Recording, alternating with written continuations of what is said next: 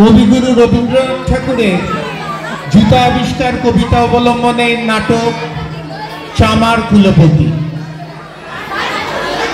সমাজের মাথায় যারা বসে আছে, যারা নিজেদেরকে জ্ঞানী, গুণী আর বুদ্ধিমান বলে মনে করেন, তারা যে সামান্য কাজের জন্য কতটা অসহায় তা প্রকাশ করা হয়েছে এই নাটকের মাধ্যমে।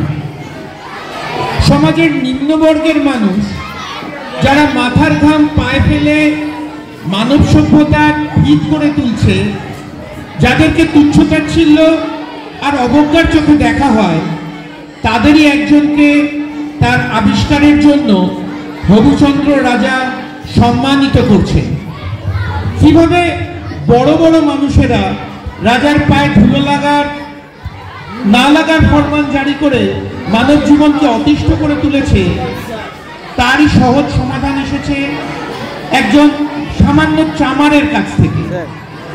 আমরা নাটকটির মাধ্যমে দেখব জুতা আবিষ্কারের নেপথ্য কাহিনী। আমরা শুরু করতে চলেছি আমাদের নাটক চামার কুলপতি। নাট্যরূপ ও নির্দেশনায় নিতাই চন্দ্র শিকদার, পরিবেশনায় আনুলিয়া হাই স্কুল। আজকের নাটক চামার কুলপতি।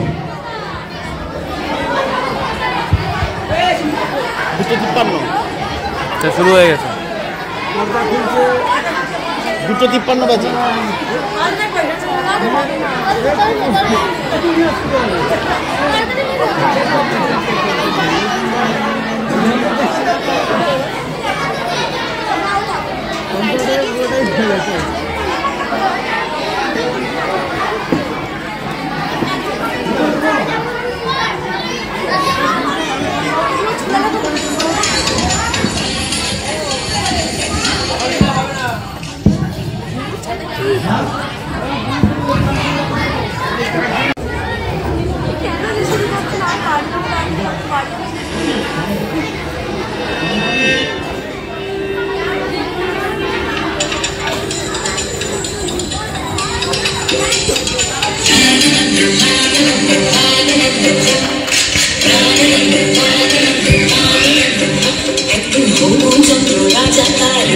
চন্দ্রমন্ত্রী আকাশ নদী চলছে কেমন দেখতে পাঠান সন্ত্রী।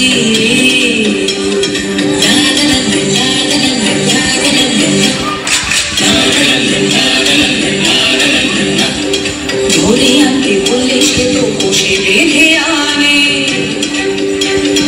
কাজে যাহাবার হলো বলছি গানে গানে। সে এক ভারী আজব দেশ, রাজা মন্ত্রী আছেন দেশ। সে এক ভারী আজব দেশ, রাজা মন্ত্রী আছেন দেশ। আহা বেশ বেশ বেশ, আহা বেশ বেশ বেশ, আহা বেশ বেশ বেশ।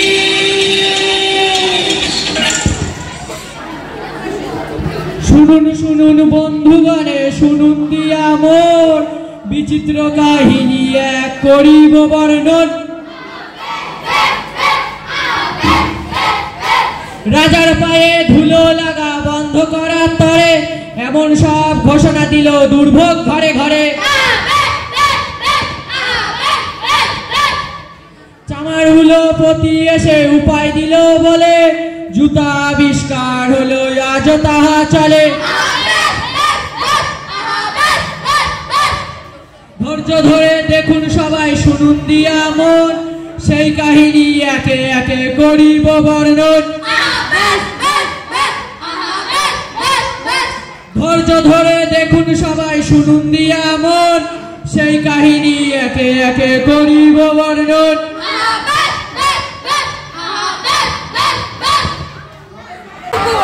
রাজসভা।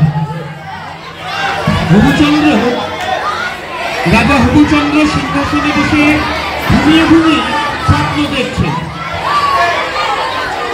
স্বপ্নে কখনো তিনি হাসছেন, কখনো ফুপিয়ে ফুপিয়ে কেঁদে উঠছেন।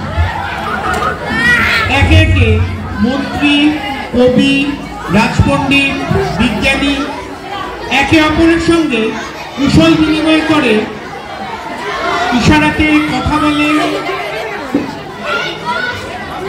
রাজা ঘুম থেকে জেগে উঠে চিৎকার করে বললেন,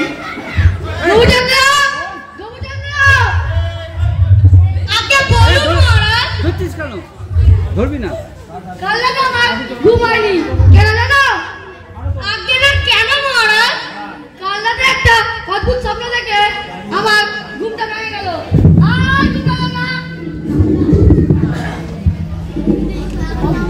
মাথায় এলো কি মহারাজ? আচ্ছা গোবিচন্দ্র, আমি তো তুমি রাজা নাকি? আগে হ্যাঁ মহারাজ, এই ব্যাপারে কোনো সন্দেহ নেই। তাহলে আমার ঘুমে গেল কেন? আমি এটা রাজা, অথচ আমার ঘুমালে না সারা শুধু ভেবেছি আর ভেবেছি। আমার রাজ্যের মলিন ধুলা লাগবে কেন আমার পায়ে? বলতে পারো মন্ত্রী? তাকে মহারাজ মাটিতে না দিলে বেতনভূত কর্মচারী, মন্ত্রী, তান্ত্রিক, বিদূষক, তোমরা শুধু বেতন লাহা বাকি। রাজার কাছে কিছুই নাই দৃষ্টি। আমার মাটি লাগাই বলে মাটি, রাজ্য লোক একই হলো সৃষ্টি। আগে মহারাজ না মানে ওসব মায়েরা কিছু বুঝি না গোবিচন্দ্র। আমার রাজ্যের মলিন ধুলা যেন আমার পায়ে না লাগে, এরা সৃষ্টি আমি কিছুতে সহ্য করবো না। শীঘ্র এর করিয়া প্রতিকার, নইলে কারণ রক্ষা করিয়া। কে আছিস? আগে তোমরা দেখো তো চুলগুলো সব ঠিক আছে কিনা? জি আজ্ঞে মহারাজ। এই শোনো শোনো, জল্লাদদের সব তৈরি থাকতে বলো। জি আজ্ঞে মহারাজ। আবার চুল আবার জল্লাদ, একই সাংঘাতিক ব্যাপার। শুনিয়া গবু ভাবিয়া হলো খুন, দারুণ ত্রাসে ঘর্ম বহে গাত্রে। পণ্ডিতে হইল মুখ চুল, পাত্রদের নিদ্রা নাই রাত্রে। রান্নাঘরে নাইকো চড়ে হাঁড়ি, কান্নাকাটি পড়িল বাড়ি মধ্যে। অশ্রু জলে ভাষায় পাকা দাড়ি, কহিলা গবু হবুর পাদপদ্মে। মহারাজ মহারাজ, যদি না ধুলা লাগিবে তব পায়ে, পায়ে ধুলা পাইব কি উপায়ে? কি আমি ঠিক বলছি তো? ঠিক ঠিক ঠিক। মহারাজ মহারাজ, আপনি একটু শান্ত। একটা ব্যবস্থা ঠিকই হবে। আপনি এক কাজ করুন, ভেতরে গিয়ে একটু বিশ্রাম নিন। আমরা বাড়ি গিয়ে একটু এই যে এই সমস্যার সমাধানের জন্য একটু চিন্তা করি। কি আমি ঠিক বলছি তো? ঠিক ঠিক ঠিক। সেই ভালো মহারাজ, মন্ত্রী মশাই সঠিক কথাই বলেছে। আমি একটু চিন্তা করি সময় দিলে। ঠিক আছে, তোমাদের কথা রইল। এখন সবাই কাজ শেষ করছি, কিন্তু শীঘ্র এর করিয়া প্রতিকার, নইলে কারণ রক্ষা নাই আর। এই চলো সবাই। চলো।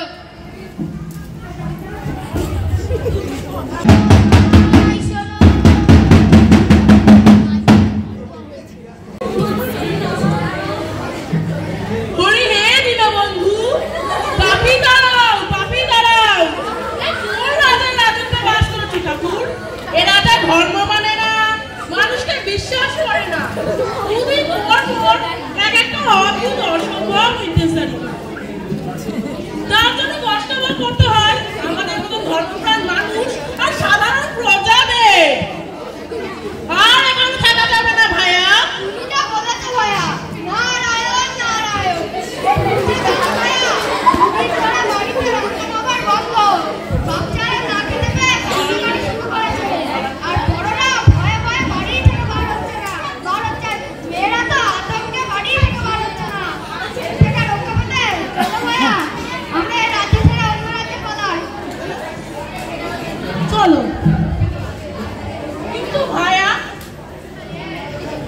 কিন্তু ভাইয়া কোথায় যাব? কি করে যাব? ওই দেখো দূরে রাজার সৈন্যরা কড়া পাহারা দিচ্ছে, ওদের চোখে ঘুম নেই। ও তাই তো, হরিকে ডাকি। হরি হে দীনবন্ধু, তুমি সকলকে রক্ষা করো প্রভু, সকলকে রক্ষা করো।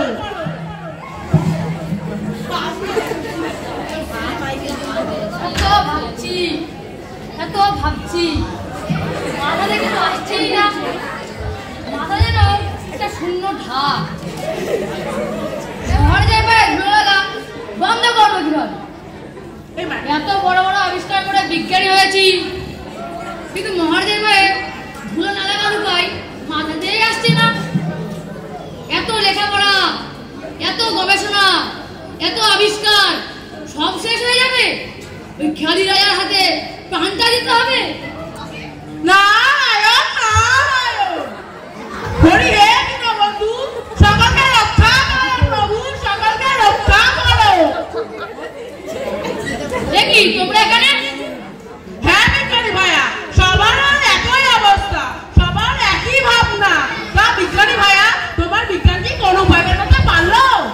না ঠাকুরমশাই, না, এখনো কোনো উপায় বার করতে পারিনি, তবে চেষ্টা করে যাচ্ছি। আর চেষ্টা করে কোনো লাভ নেই, তাই এসো হরিকে ডাকি।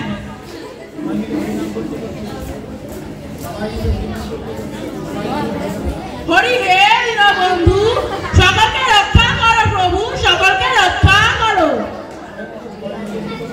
সবাই মিলে হরিনাম করতে করতে ওই রাতে চলো, ওই রাজার শুলে প্রাণটা বিসর্জন দিই। তাতে আমাদের হরি আমাকে রক্ষা না করতে পারলেও স্বর্গে যাওয়ার রাস্তাটা পাকা করে দিতে পারবে।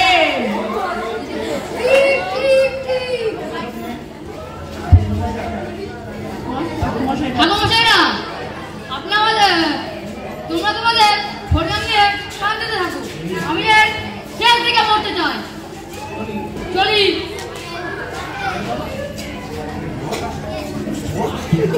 হ্যাঁ, তাই যাও বিজ্ঞানী ভাইয়া।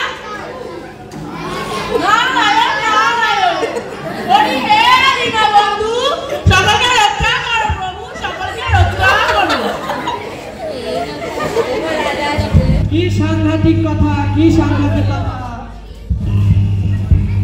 শুনছো সবাই? যথা তথা রাজার কথা। কি কথা কবি ভাই? শোনো গো গভুরাই, কালিকে আমি ভেবেছি সারা রাত্রি, মলিন ধলা লাগিবে কেন পায়, ধরণী মাঝে চরণ ফেলা মাত্র। রাতের কথা বলেছে, তা তো আমরা শুনেছি। কি মজার কথা ভাই, কি মজার কথা। মাটিতে পা দিলে, মাটিতে পা দিলে, মাটিতে পা দিলে লাগিবে, লাগিবে না, মাটিতে পা দিলে লাগিবে না দিলে হয়, এমন কথা কি ভাবা যায়? তোমরাই বলো ভাই, তোমরাই বলো। না কবি ভাই, তুমি কি কোনো উপায় বের করতে পারলে? না, আমি কবি মানুষ, কবিতা বানাই, রাজার পায়ে না, না ধুলোকে লাগার যন্ত্র বানাতে পারি না। তাই তো বলি, যেমন রাজা তার তেমনই মন্ত্রী। আমি খুঁজেছি এমনই যন্ত্র, যে করিবে বন্ধ রাজার পায়ে ধুলো লাগার গন্ধ। অসম্ভব, অসম্ভব, ধুলোয় পা দিলে ধুলো তো লাগবে। তাই চলো কবি ভাইয়া, এই পাগলা রাজ্যের রাজ্য ছেড়ে আমরা পালাই, তাহলে প্রাণটা বেঁচে যায়। কথাটা ঠিকই বলেছ, চলো চলো আমরা পালাই, পালিয়ে অন্য রাজ্যে চলে যাই।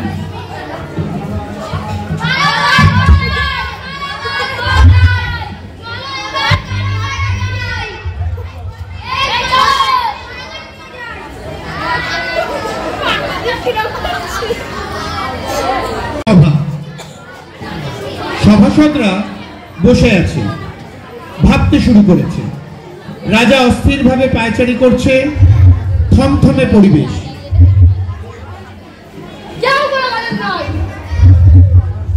আমার সবাই এত সব জ্ঞানী গুণী বিদ্যার মানুষ রয়েছে, মাসে মাসে কারি কারি মাইনে নিয়ে যাচ্ছে, আর একটা সামান্য কাজ, সামান্য সমস্যার সমাধান করে দিতে পারছে না। সবার আগে ওই মন্ত্রীকে ছুঁড়ে ছুঁড়ে মারবো। এই কে আছিস? আপনি বলুন মহারাজ। আপনি বলুন। আরে যাই গো।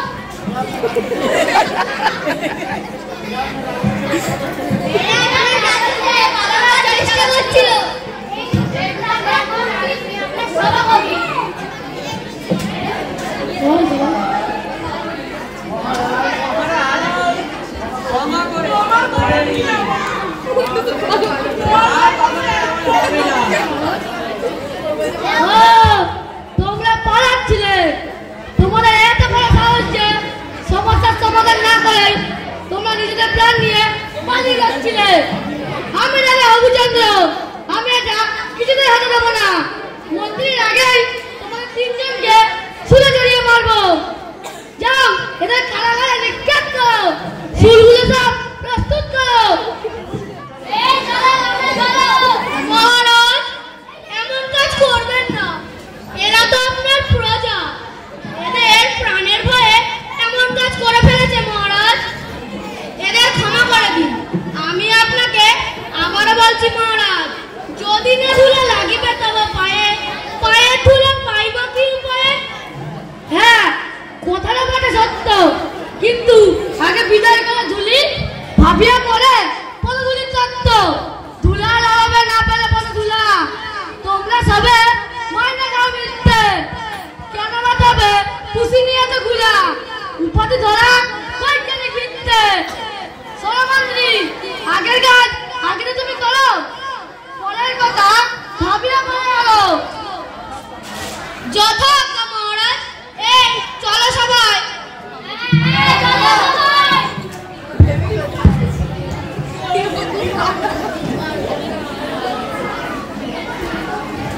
পণ্ডিত ও মন্ত্রী বেরিয়ে পড়লেন উপায় বের করতে।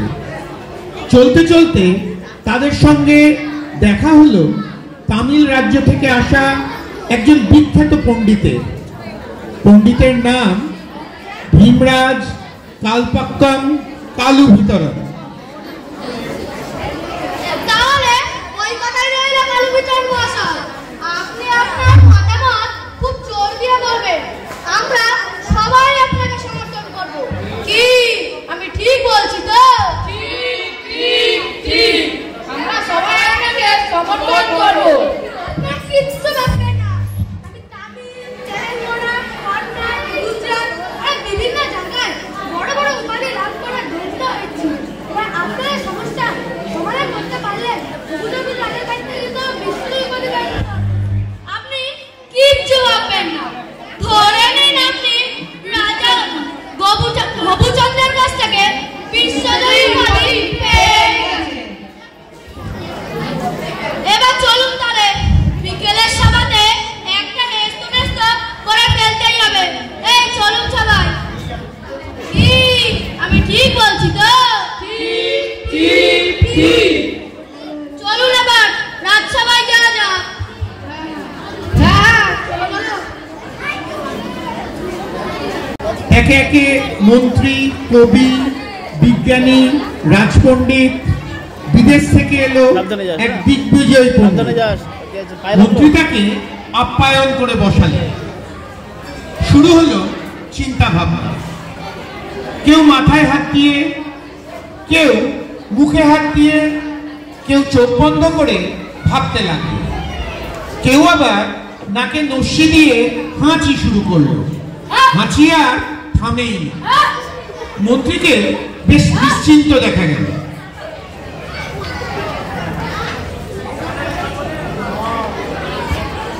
সাবধান, সবাই সাবধান। মহাময়ী মহারাজাধিরাজ হবুচন্দ্র সভাকক্ষে প্রবেশ করছে।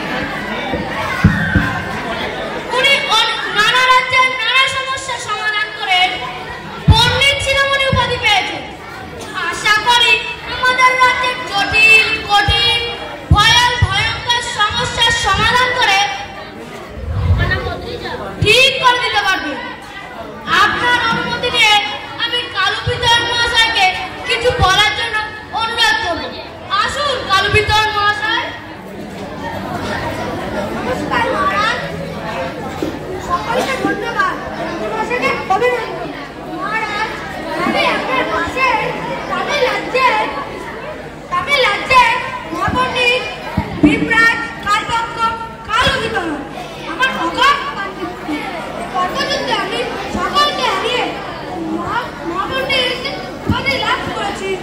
এবার আমি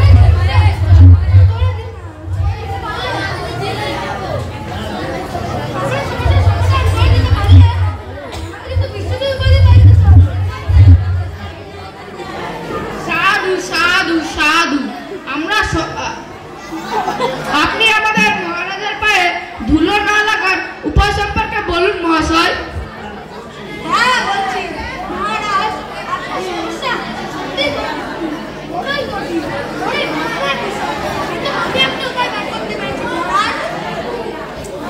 শুনুন মহারাজ, শুনুন সকলে, আমার মতামত শুনে একটু ভেবে দেখবেন। মাটি না থাকলে ধরাই তবে কোথায় হবে শস্য? শিশু তো কর্ণাটে দেখতে হবে, শিশু থেকে বয়স্ক।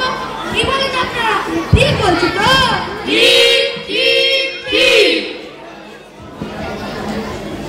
মহারাজ, আমি আপনার কাছে ঠিকই বলছি। আমারও মনে হচ্ছে পণ্ডিত শিরোমণি সঠিক কথাই বলেছে।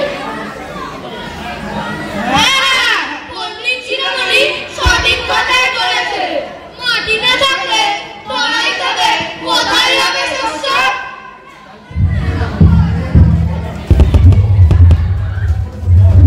তাই যদি না হবে পণ্ডিতরা রয়েছে কেন তবে? আবার সকলে চিন্তা করতে শুরু করলো। কত কথা, কত আলোচনা, ফিসফিস করে কানে কানে ইশারাতে। মন্ত্রী এবার সবার কাছে গিয়ে মতামত জেনে নিল। সবশেষে মন্ত্রী রাজাকে বললেন,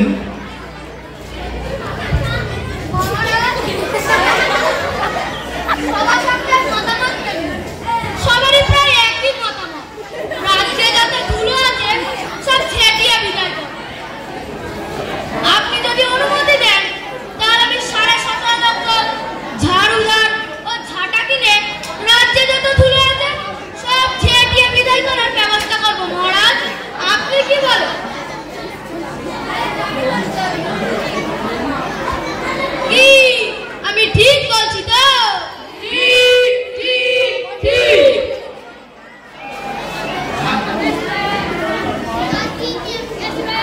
ঠিক আছে মহারাজ। এই চলো সবাই। শোনো গোপীচন্দ্র, আমার এক কথা বলি, দুলা লাগবে কেন পায়? ধরনী মাঝে চল ফেলা মাত্র এটা তোমরা বন্ধ করো, যে করেই হোক। ঠিক আছে মহারাজ। এই চলো সবাই, চলো চলো।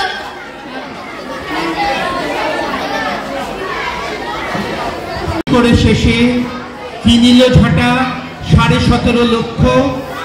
ঝাঁটার চোটে পথের ধুলা এসে ভরিয়ে দিল রাজার মুখবক্ষ।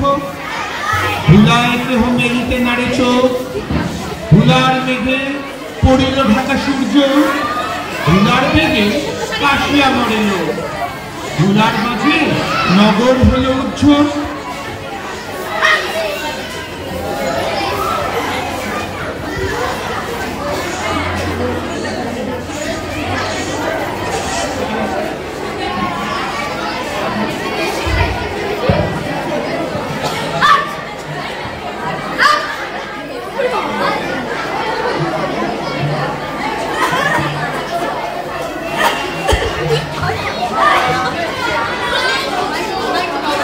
Oh,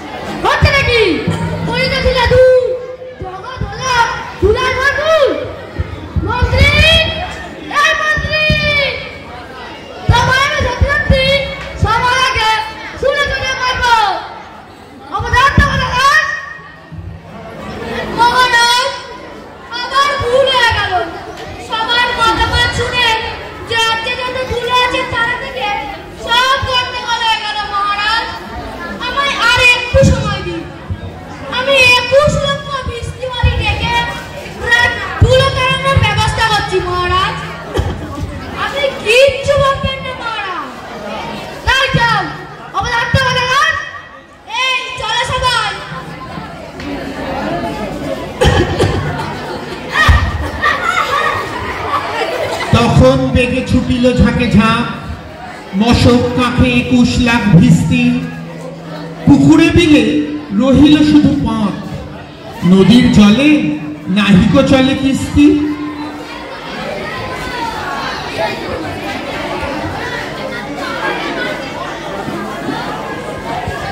জলের জীব মরিল জল বিনা, ডাঙার প্রাণী সাঁতার করে চেষ্টা।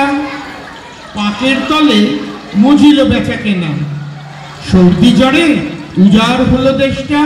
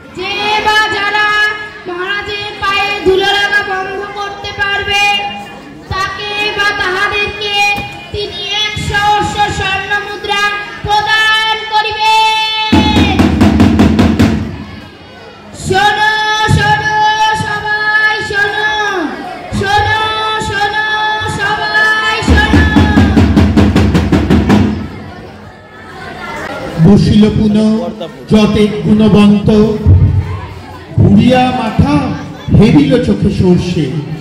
ধুলা কাদায় নাহিক পায়ন্ত। সাবধান, সবাই সাবধান। মহামহিম মহারাজাধিরাজ হবুচন্দ্র সভাকক্ষে প্রবেশ করছে।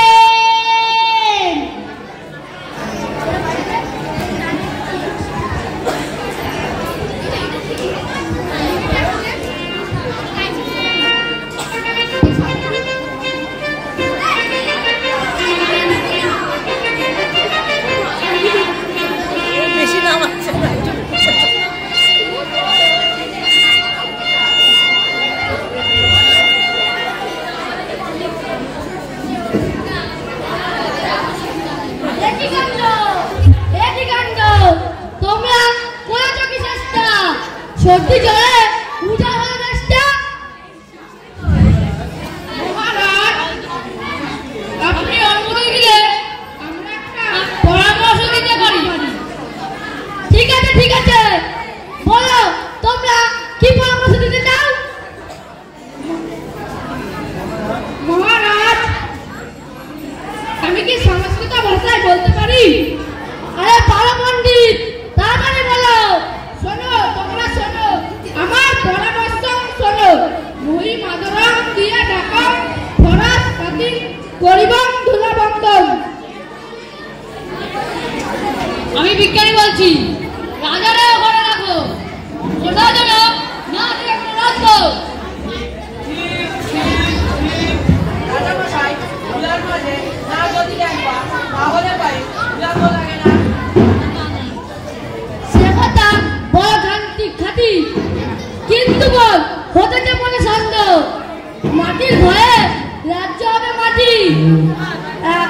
সাথী রহিলা বিবন্ধা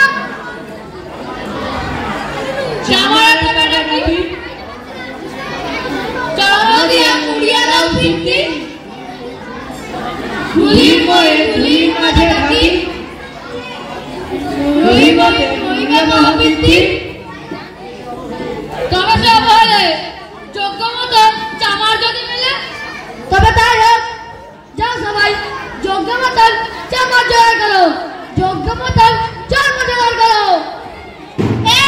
চলো সবাই, চলো চলো। রাজার দিল সবে ছাড়িয়া সব কর্ম, যোগ্য মতো চামার নাহি কোথা, নামিলে তত উচিত মতো চর্ম। তখন ধীরে চামার কুলপতি কহিল এসে ঈষৎ হেসে বিদ্ধ,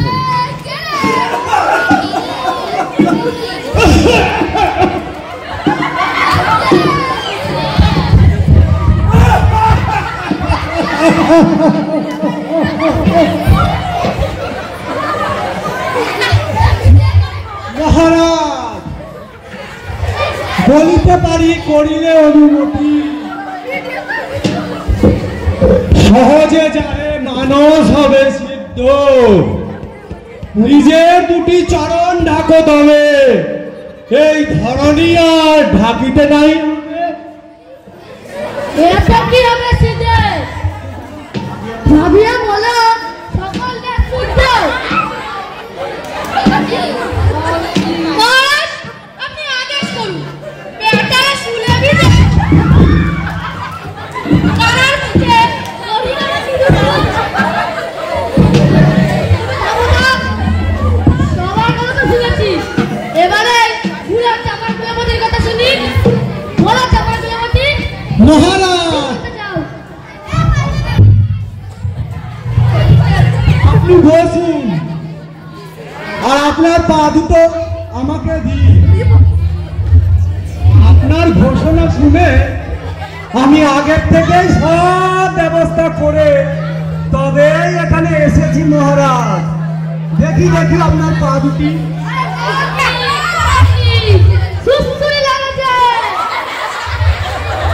রাজার পদ চর্ম আবরণে থাকিল বুড়া বসিয়া পদপ্রান্তে।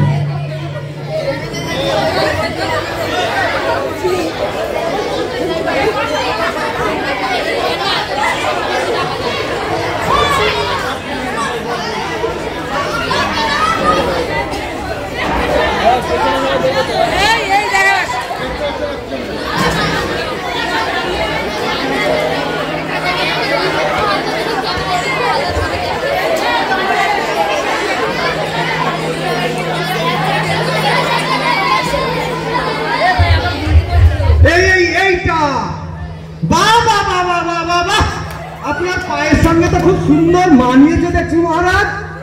এবার আপনি হাঁটুন তো দেখি, হাঁটুন হাঁটুন।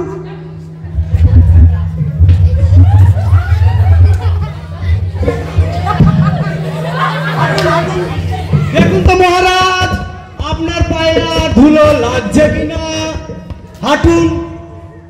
কি মহারাজ ধুলো আর লাগছে? কি মজা কি মজা হয়েছে চেষ্টা, সত্যি সত্যি রক্ত মেলা চেষ্টা।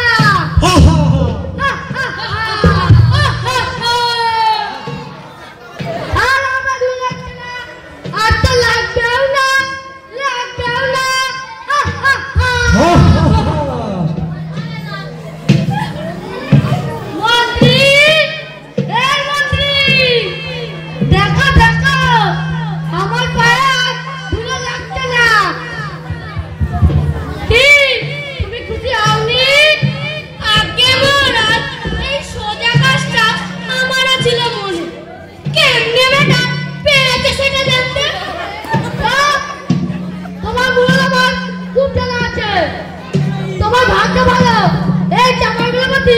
সঠিক সময় এসে পড়েছিল, তাই তুমি রক্ষা পেলে, আমরা সবাই রক্ষা পেলে, পৃথিবীর মানুষ রক্ষা পেল।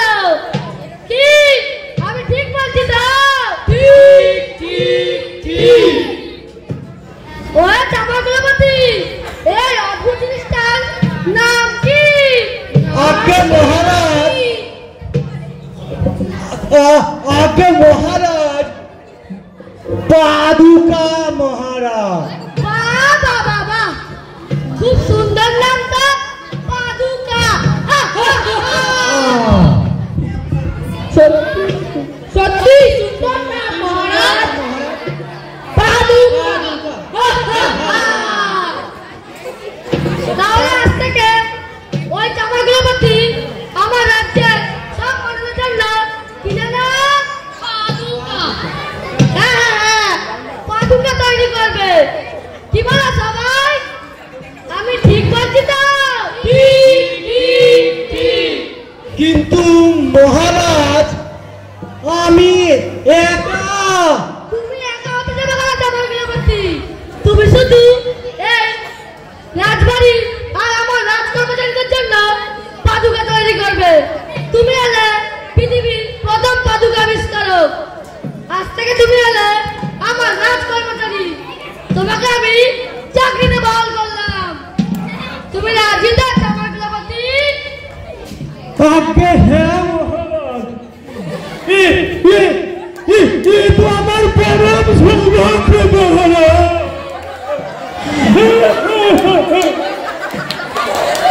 শোনো, তুমি তোমার সংসারকে এই কাজে উৎসাহিত করবে।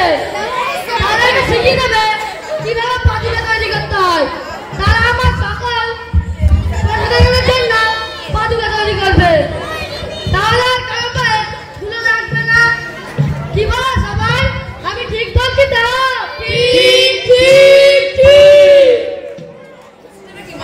সাধু সাধু সাধু, আপনি আপনার প্রজাদের কথা এত ভাবেন মহারাজ। আমি আমার প্রজাদের কথা ভাববো না তো আর কে ভাবে বলো তো? ওই চামাগুলোপতি, তুমি যা করেছ তা আমার রাজ্যের জ্ঞানী গুণী বিদ্যান বিদূষক এমনকি বিদেশ থেকে আসা বিজ্ঞানীরাও তাও করতে পারেনি। তোমার এই কাজের জন্য শুধু পড়তে নির্ধারণ করে ঠিক হবে না, এমনিতে ধুলো তাড়াতে গিয়ে লক্ষ লক্ষ স্বর্ণ মুদ্রা খরচ হয়ে গেছে। মানুষের দুর্ভোগ বাড়িয়ে তুলেছে। তোমার এই কাজের জন্য এখন পাঠালাম।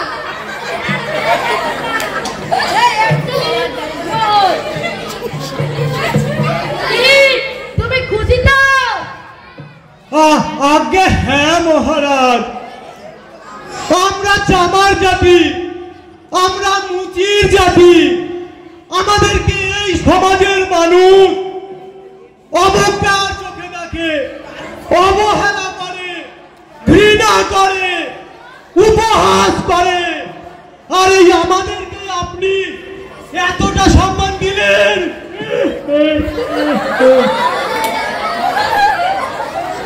মহারাজ, আমি এই পাদুকার আর একটা নাম ঠিক করেছি।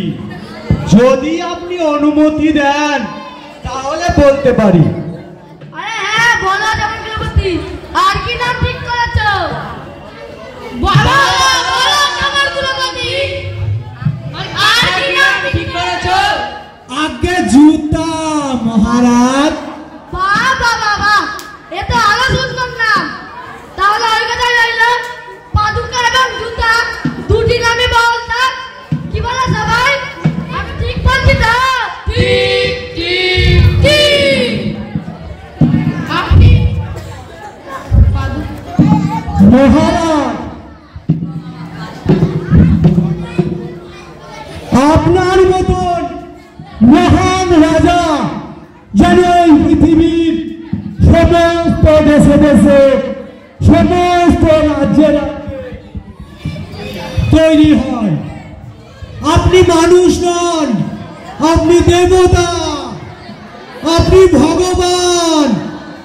এখন আমার সঙ্গে সবাই বলুন, মহারাজ হবুচন্দ্রের জয়। মহারাজ হবুচন্দ্রের জয়। মহারাজ হবুচন্দ্রের জয়। মহারাজ হবুচন্দ্রের জয়। জয় মহারাজ হবুচন্দ্রের জয়। জয় মহারাজ হবুচন্দ্রের সেদিন হতে চলিল জুতা পড়া, বাঁচিল গবু, রক্ষা পেল ধরা। আমাদের আজকের নাটক এখানেই শেষ হলো। আমাদের নাটক কামার কিলোপতি।